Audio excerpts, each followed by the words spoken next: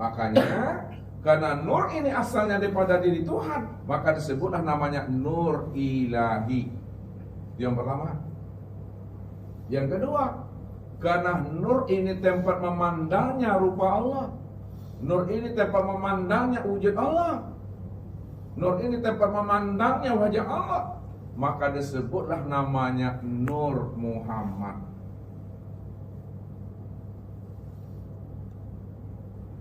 Jadi disebut Nur Muhammad karena nur itu tempat memandang nyatanya Allah. Disebut namanya Nur Ilahi karena nur itu terbitnya daripada diri Allah. Rupanya Nur Ilahi dan Nur Muhammad itu tiada lain adalah Isa, itu juga orangnya tuh. Cara pengungkapannya, cara menyebutnya saja tuh yang berbeda, namun orangnya satu juga tuh. Makanya kalau tidak zahir nur itu tetap dia dalam keadaan batinnya. Kalau tidak zahir nur itu, Tuhan itu tetap batin. Batin bukan berarti tidak ada Bapak Ibu, ada tapi belum nyata. Ada tapi belum bisa dikenal. Ada tapi belum bisa diceritakan. Lalu bagaimana yang batin ini bisa dikenal, bisa diceritakan? Maka dia menamai dirinya dengan zohir. Itu bahasa yang halusnya Tuhan. Dia menamai dirinya dengan zohir. Ketika dia telah menamai dirinya dengan yang zohir, maka disitulah yang batin itu bisa dikenal. Nah, kalau bahasa syariatnya tadi, supaya dirinya bisa dikenal, maka dia menyatakan, mentajalikan dirinya. Terjali daripada dirinya, kenyataan daripada dirinya. Itu tidak lain adalah nur. Nur ini yang disebut namanya Nur Ilahi, nur ini pula disebut namanya Nur Muhammad. Disebut namanya Nur Ilahi karena asalnya daripada diri Tuhan. Disebut namanya Nur Muhammad karena nur ini tempat memandang nyatanya diri Tuhan. Setelah Bapak Ibu kenal dan paham, ya, bahwa dia telah bertajalli, dia telah nyata, dia telah zahir berupa nur, maka disitulah kita bisa kenal dan paham untuk memandang Allah.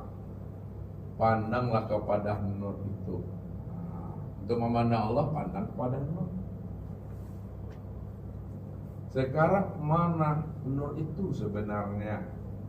Apa maknanya? Nur itu, ya,